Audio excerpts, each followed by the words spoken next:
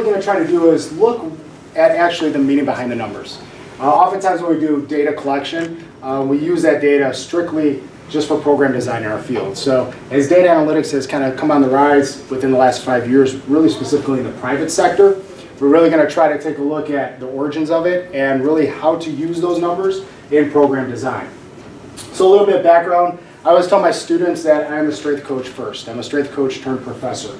I started in 2005 and moved on to my current position through a wide array of positions. I've owned my own facility since 2008, and we've done over 10,000 assessments. We generally do somewhere between 1,500 and 2,000 assessments now per year. So we gather a lot of data. And we'll talk about that kind of data because it really is uniform throughout all the sport. And then we get to our sport specifics. I'm finishing up my PhD in human performance, and the dissertation is on measurement evaluation, specifically with the functional movement screen. So it's really important to me because as we get our new generation of strength conditioning coaches out there, they have to know how to use data, they have to know how to collect data, but more importantly, take that data and make it into a real thing, make it applicable for the athlete. So I always like to start with this: truth.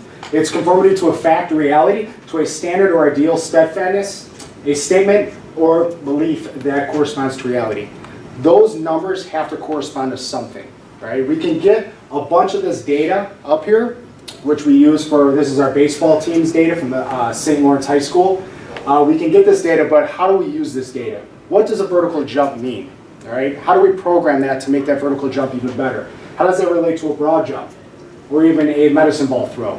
So all these questions that we have as strength conditioning practitioners, we really have to find out. And we find that out through a couple different things. I'll skip over the objectives, but we find that all the way through proper program design steps. And there's 7 basic steps.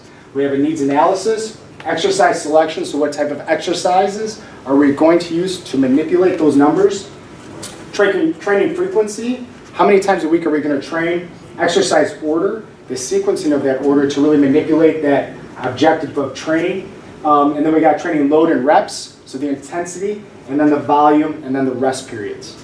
The most important thing we look at is the needs analysis. And when I talk to my students about creating needs analysis, we really simplify those 7 steps. We look at needs analysis, evaluation and retest, programming, and then adjustment based on performance. And the 2 main ones we look at are really needs analysis and evaluation. Those are the crux of our program design. Within the needs analysis, we look at the person, the physiological state of the person and of the sport. And then we look at the sport as a whole. We look at biomechanical features of the sport, energy systems of the sport. With evaluation and retest, we look at global testing, sport-specific testing, and the time it takes to perform those tests. So we always start with the person. We're one of the few people that actually give surveys to our students. All students get surveyed at the high school level. We have 783 athletes at the high school level we serve. We survey them every quarter. So we get 4 surveys a year, in which it goes into not only their training status, any previous injuries, but more importantly, who they are as people. We know with one thing about testing and evaluation, some people are poor test takers. Some people have anxiety about testing.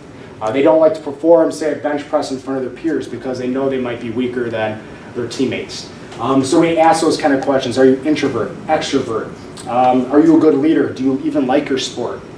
What's the influence of your parent on your sport? So we ask these psychological questions and sociological questions to gain a better understanding of the athlete, which is really important in our program design. Then physiologically speaking, we look at what are they doing daily. So in this case, this is a pro level boxer. She actually is going to participate hopefully in the 2020 Olympics. And what we did was we did an outline of her week of all of her training. And she came to me, I got contracted by another company to look at her physiology and see what is going on. Why can't she lose weight in order to make the special weight of, I think it's 132 is her goal weight. She is super duper tall, 6'1", and she weighs like 144. So what we found is through this evaluation, these asking questions, is she's overreaching. We get into the state of overreaching. All the tests that she's performing at the facility are having bad markers. We reevaluated her the next day, and again, those test numbers are really low for the level of boxing that she's supposed to be at. And we figured out she just trains way too much. Trains in the morning, half-hour cardio in the day. At night, she trains again. She does this almost 7 days a week. So these are the types of evaluations that can skew numbers. Because if she's performing at this high level, and we know that she crashes a week of a fight, we're going to be in trouble. We're going to get a loss in that fight. So that's what goes behind those evaluations and those actual numbers. Looking at a vertical jump and stuff, I think her vertical was 16.5 inches.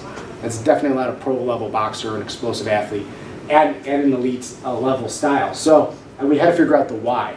We figured out she's overreaching and overtraining.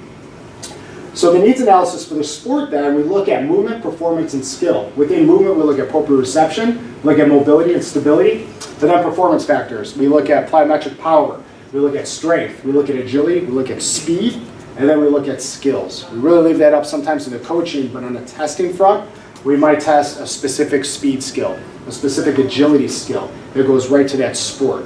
We have our overall agility and speed testing, and then we have those specifics for that sport.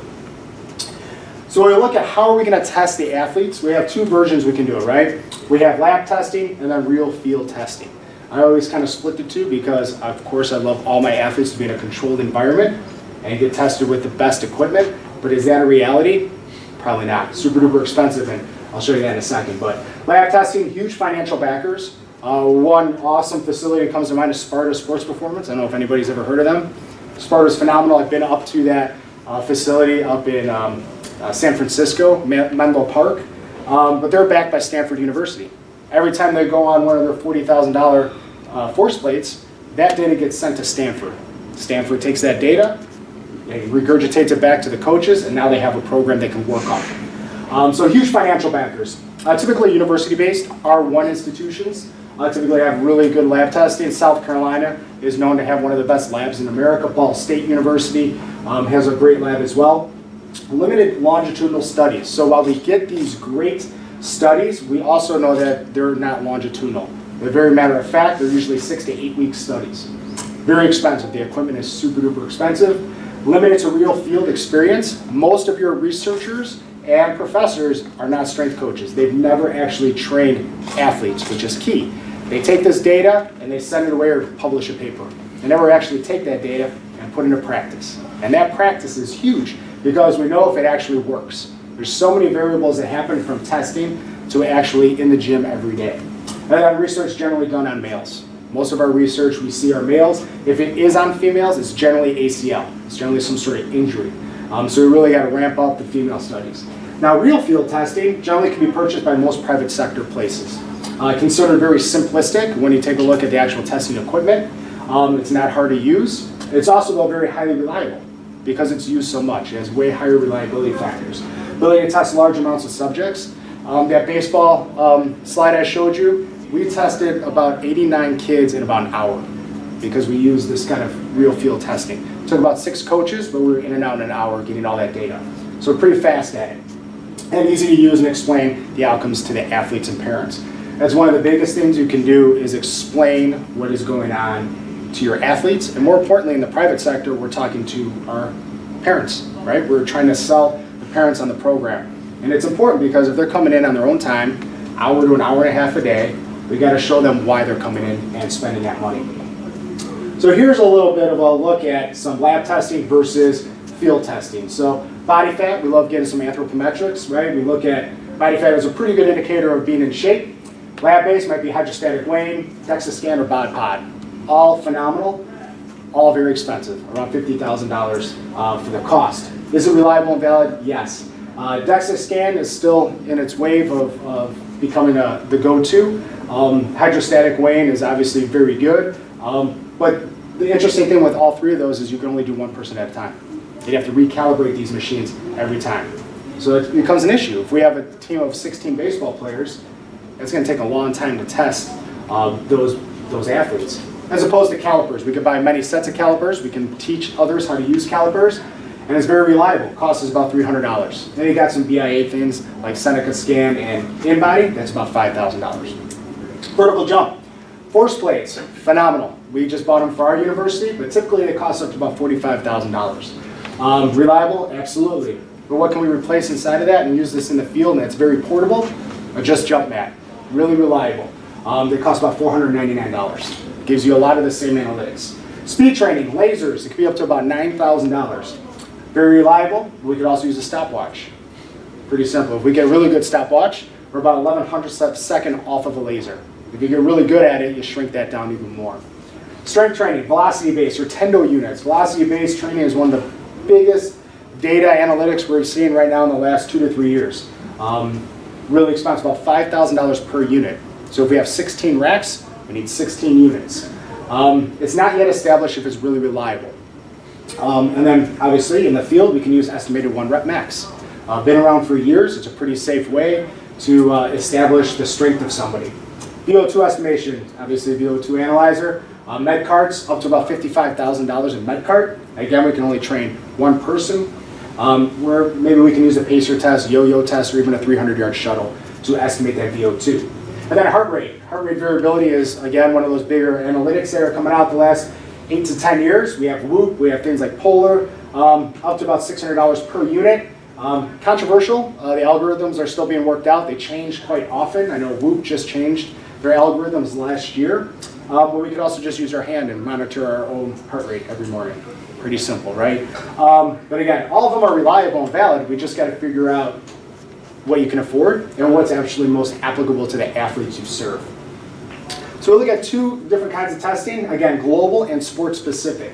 Global testing are things that we're going to use for all of our athletes, right? So every athlete that walks in the gym, walks at the university, when we do all of our testing at the university or even the high school, we're all going to do a functional movement screen, a vertical jump, right side, left side vertical jump, broad jump, lateral broad jump, right side, left side, a medicine ball toss. We're going to do 2 strength tests and 1 muscular endurance test. And then we have some sport specific things. So we take those global tests and we add speed specific, power specific, aerobic specific, and anaerobic testing. And those are all really key because, again, we have to look at the sport in which we're going to program design for.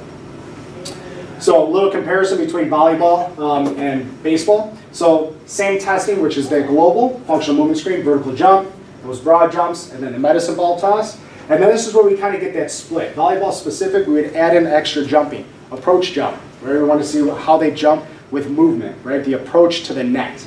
4 rep vertical jump, we're going to see what their power endurance is. A T-drill, we're going to test their agility going forward, lateral, and then backwards. 300-yard shuttle, a good anaerobic test. X-bar deadlift for some strength, push-up endurance, and then pull-up. So we're going to test those volleyball-specific things. Baseball-specific, we're going to look at their grip strength. We know high regarded grip strength is good exit velo on the baseball. 10-yard dash, so acceleration. 30-yard dash, start getting a little top end. 6-yard dash, definitely top end. So we're looking at 10 yards, that 30-yard is really a home to first. That 60 yards is really a home to second. In which, by the way, the 30-yard and the 60-yard are one of the big recruiting tools for our high school athletes. For our squat, for our strength stuff, we're looking at the squat test, bench press, 300-yard shuttle, and pull-up test. All right, so again, we'll see some similarities in the specifics, but overall it's much different. And it's important because when we program design, sports are different. And again, it also goes into what time of year the sport's at. So, question for you guys. Are evaluations qualitative or quantitative in nature? What would you think? How many do you think is quantitative in nature? More number-based. How about qualitative? So, right? In our field, it's both. All right? And that's very important because we want to gather that data. We want to gather those numbers. We want to see how high they're jumping, how far they're jumping, how fast they're moving. But we also got to know how they're doing it. Because what we see oftentimes is we look at numbers and we just create a program.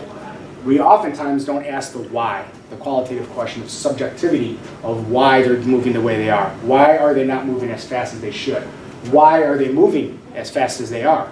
And trying to figure out the differences between those athletes. So we look at 2 different athletes here.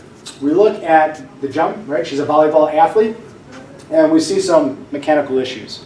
But if I'm a strength coach and I look at a piece of paper and I notice that maybe she has a 26-inch vertical, I'm going to be like, that's pretty good vertical, right?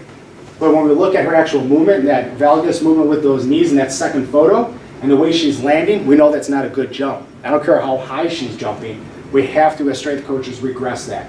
So again, the quantitative is that vertical height, right? How high she's jumping. The qualitative is that form of jump. And we know that that is detriment to her. Now, the picture below, the kid has 400 pounds on there, about 350 pounds or 400 pounds. And if you were to tell me that this kid is squatting 1.5 times his body weight, that's great, right? He's hitting a marker for that, for what we consider a standard. But I can tell you right now, that's not good form, right? That right knee is caving in. It looks like he's struggling a little bit in that weight. But when we look at the piece of paper and I give it to the coach, he's only going to see, hey, so-and-so squatted 350. He's not going to pay attention to the why. Coaches aren't in there watching their kids squat. We are. We're responsible for them. So we got to make sure that we look behind the numbers and see how actually they're doing subjectively.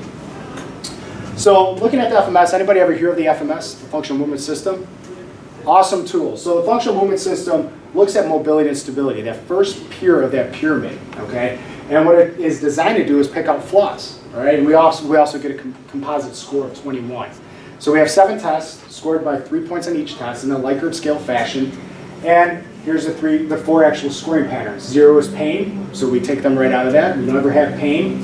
And then 1 is unable to perform the pattern or dysfunction. 2, perform the pattern with compensation, imperfection. And then 3 is perform a pattern as directed. Now this looks really good because we've had some good cutoff scores of injury risk. Oftentimes researchers are doing injury prediction. We can never predict injury based on composite score.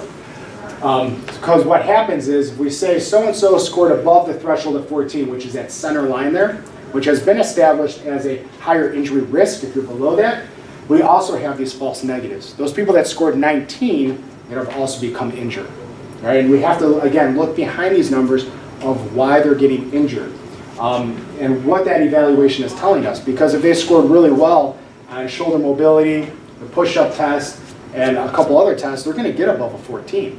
They score really poorly on those lower limb things, and we just kind of go by that composite score, we could have a serious injury, specifically an ACL or an ankle sprain. Here's the FMF score sheet, and what's really important to notice here is what coaches fail to do when I teach this in class. Comments. All right? Comments, the reasons why. So every time we rate one of our athletes, the 1,500, 2,000 kids we eval a year, those comments are so much more important than that actual score, that final score.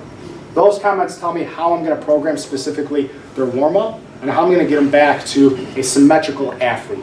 Because that's what we need. That base pyramid, that proprioception, mobility, and stability is the key really to success. And it's a key driver into the actual proper data we're going to get back from a thing like the FMS.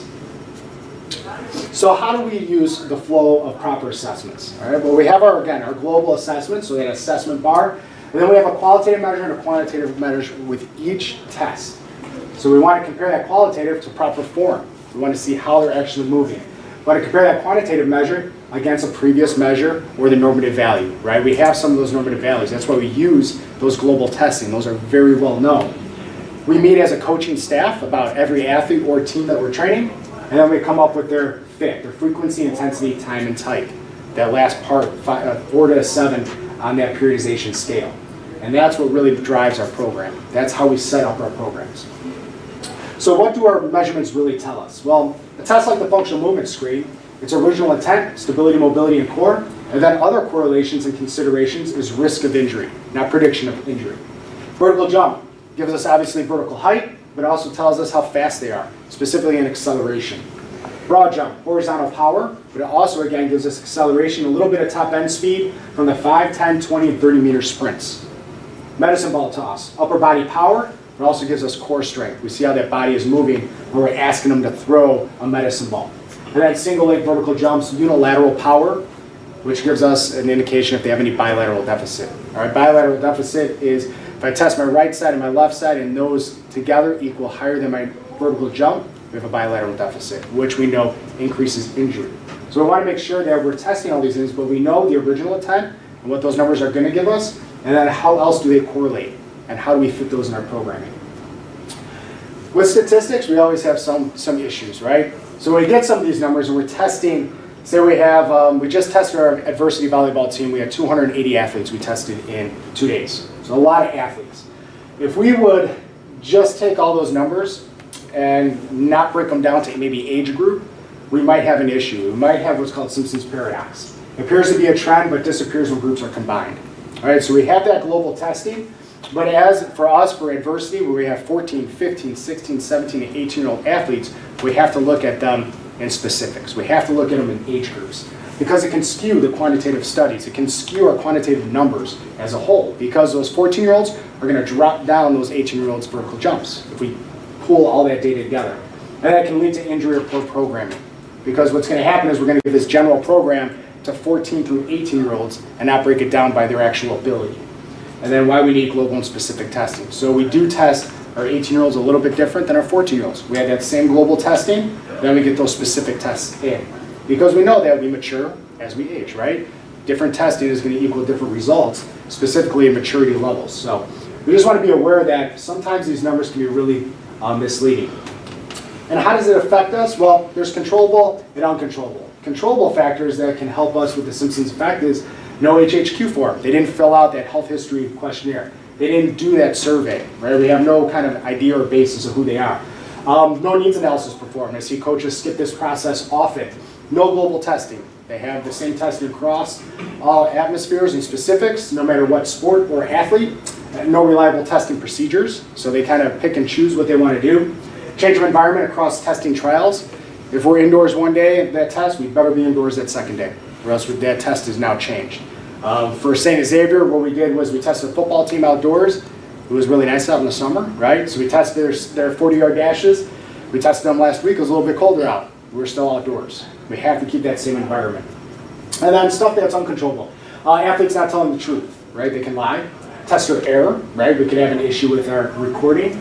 And then recording error, not only recording, but also lying, mislabeling, putting in the wrong athlete's information. I've seen that before too. When you have 80 or 90 kids, some things do get skewed up a little bit.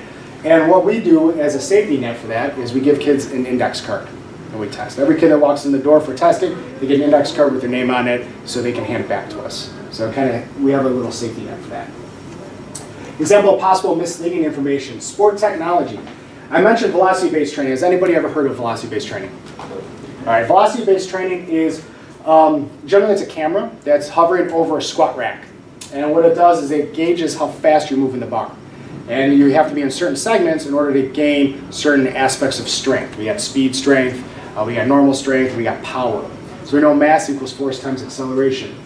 What the issue with velocity-based training is, well, it measures the speed of that bar, it does not look at movement pattern. So kids, in order to get a certain number on that radar, is going to go fast and may have improper form and can lead to injury. Anybody here Catapult GPS systems? Catapult's phenomenal. We have them at our university. Super duper cool. We could be sitting here right now looking at the soccer team running around and getting gauge numbers of their speed, how much pressure they're putting on each limb. Awesome, right? How they're kicking the ball. The issue with that is, again, movement. How are they kicking the ball? How did that person get injured when they're running around? Was it a non-contact or contact? And HRV, heart rate variability, which is great again. I mentioned that earlier. But we don't consider outside stressors. Overall movement gauge, right? What are they doing throughout the day? How's their sleep being impaired? All these things really challenge the HRV. And we have to really take account of sport technology, which is great. I love data. I love using the technology. Our students love it. We also got to remember the subjective parts of those testing. So ways to implement sport technology. Use multiple tests that cover some of the same information in different ways. Example, vertical jump and broad jump. So both of those are jumping mechanisms. They kind of tell us two different things. When using technology, make sure you invest in the quality of the technology or do not purchase. So don't get little things that make no sense or they're really cheap. I'll give you an example. Velocity-based training. There's a thing called push technology. Love it. It's nice and cheap, $300, right? Versus if we use Elite Form, it's $3,500 a rack. So you got to be smart in your purchases. Train yourself thoroughly in the technology and then go through your own testing. I always tell athletes, no matter what program I've written, I have actually done that program. All those testing procedures, our whole team does that every quarter, right? And it's not to gauge if we're getting better. It's really to gauge, does it make sense? Does the flow make sense? And let's revisit all those technologies and all of our data. So how are we incorporating sports science? St. Laurence High School is awesome. They're a STEM program, one of the best in Illinois. They gave us $25,000 for technology. That was really cool. Very rare for a Catholic high school to give the strength conditioning staff that much money. So we really did our homework with what is good for the high school student. Saint Xavier University, I'm in the second year of running the program. It's the second year of existence. We started with 25 kids. We're up to 118 in the second year. So they allocated a budget for us for $40,000 and gave us our own lab. So we got cool stuff. We got force plates, catapult, polar, 3D motion analytics. It's awesome. But again, we have to relay that to our students and make sure they know how to use it. And 2, they don't break it, because that'd be not good. Our dean would not be happy. And then 3, how do they relate that to actual strength and conditioning? And then we teach them how they complement each other. We don't just say this is the wave of the future. We don't just say this is what's being used in the NFL, the MLS, the NBA. We have to tell them this is what actually happens in the lab, and this is what happens in the actual field. Because most of the people in the field do not have catapult, polar, or force plates. And so it's really important we understand that. And then how to properly use assessments. Have a consistent global testing protocol for movement, power, speed, agility, and strength. Have a consistent sport-specific testing protocol. So we look at, again, agility, speed, muscular endurance, strength, and energy systems. Take an athlete survey each quarter. I can't tell you the stuff we learn from them, from eating disorders to depression. We get a wide range, but that psychosocial survey is so very important. Have them fill out an HHQ or health history questionnaire, or get one from the athletic trainer. Having a great relationship with the ATC is really key for us. Take out the outliers of the testing, so we take that really good one and a really poor one, and then we average the data. And then create a video to explain the results to athletes and parents, which again is so key, because athletes are coming in, they want to know if they're improving, parents want to know if they're improving, and then obviously the coaches want to know if they're improving. And really breaking that down and looking at that data and saying, this is why this person is doing this, and this is what this vertical jump means, compared to maybe why they're not running a fast 10-yard. Well, their vertical jump is 12 inches, that's why they're slow. Or maybe they have a really fast 30-yard dash, but a really poor vertical jump, so they have better top-end speed. So we have to learn how to correlate those numbers. Okay? In conclusion, every evaluation needs to correlate directly to an athlete or sport. Beyond that, the truth of the evaluation is beyond the numbers. It is in the movement behind the numbers. I'm a firm believer that movement tells all. Numbers tell a story, movement tells all. We have to always get back to that subjective flavor of what we're doing behind the actual testing. Any questions, concerns? We have a number of questions. Yeah. Not any, I mean, that was a great talk. Nothing, so like age-specific testing, right? Yep. So, especially among adolescents, they just develop at different times. Would it be better, smarter, somehow, there would be no way to like scientifically know where they are on the Spectrum? puberty scale, right? Right. Where they're at it, you know? So wouldn't that be like skewed, like in terms of some kids shave at 12 years old, you know? Right, and even our young kids, so we have a private facility in Mount Prospect, Illinois, even our young kids take a little mini survey, and what's really important for us is that training age. How long have they played in that sport? Have they been in a weight room? Like my nephew's 14, he's been lifting weights since he was 12. Right. You know, that kind of thing is, you know, it's kind of dissipated, right? That whole, don't lift, it's gonna ruin this. So we take that into consideration, but our global testing is the only thing we do. We won't do specific sport testing with them.